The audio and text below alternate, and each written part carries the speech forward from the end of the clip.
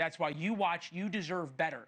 And we are grateful tonight to be joined by Democratic Congressman Henry Cuellar of Texas, Republican Congressman Carlos Giminez of Florida, who just launched a bid to become chair of the House Homeland Security Committee. Gentlemen, not only appreciate you both being here individually, but very few in Congress were willing to appear with a member from the other side of the aisle, and that says a lot about all of you, both of you, and gives us viewers a lot of hope. So we begin with Congressman Cuellar of Texas. Is suing the Trump administration full stop to stop any and all ICE raids, any and all ICE enforcement, the right move for Democrats? Well, first of all, it's always a pleasure being on the TV here with my good friend Carlos, so I'm happy to be with him. Number one, look, Democrats have to be very careful when it comes to the topic of immigration.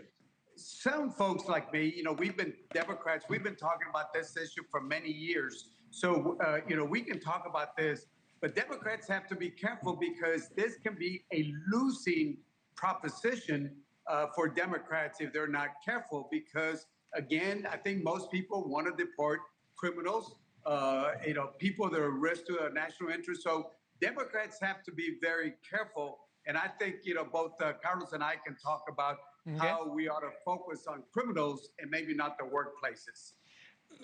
Congressman Giminez, real quick, Donald Trump today was asked about the issue of farm workers in particular, because there had been a point where he said there may be some kind of amnesty program for farm workers. He's backed off of that. Take a listen. There's no amnesty. What we're doing is we're getting rid of criminals, but we are doing a work program. We've got to give the farmers the people they need, but we're not talking amnesty. I don't know what exactly that means, but Congressman Giminez, don't Republicans need to acknowledge that without illegal immigrants performing a number of different jobs in America, the American economy, certainly the economy of California, Florida, and Texas, ceases to work? Yes, absolutely. And it's a message that I've been actually putting forward to the administration for some time, that the crackdown on immigration needs to be nuanced. Look, we all agree, and and I think that my good friend Henry also agrees that nobody wants criminals, nobody wants gang members, nobody wants people with active deportation orders. That's fine; that's fair game. But when you have somebody who's been here for 30 years, has kids, et cetera, and all of a sudden they lose their status, and now they're fearful that somehow they're going to be deported, and they've been a productive member of our society, I think that's going a little bit too far. Now, why is that so hard? Forgive the interruption, but I think it's important for viewers at home. Why is that so hard for members, fellow members of the Republican Party, to say something that simple? I don't think it's so bad. Okay, we're having a little bit of a problem with Congressman. You got Maria Salazar, who's got the dignity bill out, and I also believe this. Okay, that okay. Right, we're having a little bit of a problem with Congressman Giminez's connection. We're going to work on that. I'm going to go over to Congressman Cuellar.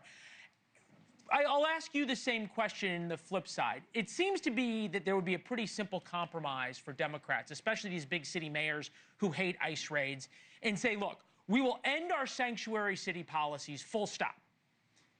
Do what Texas does, and law enforcement will fully cooperate with ICE in return for no workplace raids. Again, why would that be so hard for Democrats to do? Well, in my playbook, it's easy to do because I think your strategy should work. Look, if big cities, Democrats that are mayors, if they say, look, we're not going to have sanctuary cities, but if you provide some protection for work sites, construction, and other places, it's a way that we can get to a compromise. And in fact, in the appropriations, Andy Harris, the head of the Freedom Caucus, myself and other Democrats and Republicans, we got some language on H-2B, H-2A, which are the farm workers, and other language to provide that. So we've done some of that, but it's something that we got to work with the president, and some of us are ready to work with President Trump for that type of assistance. Thank you for watching. Subscribe below and download our NewsNation app right now on your phone, and you will get fact-based, unbiased news for all Americans.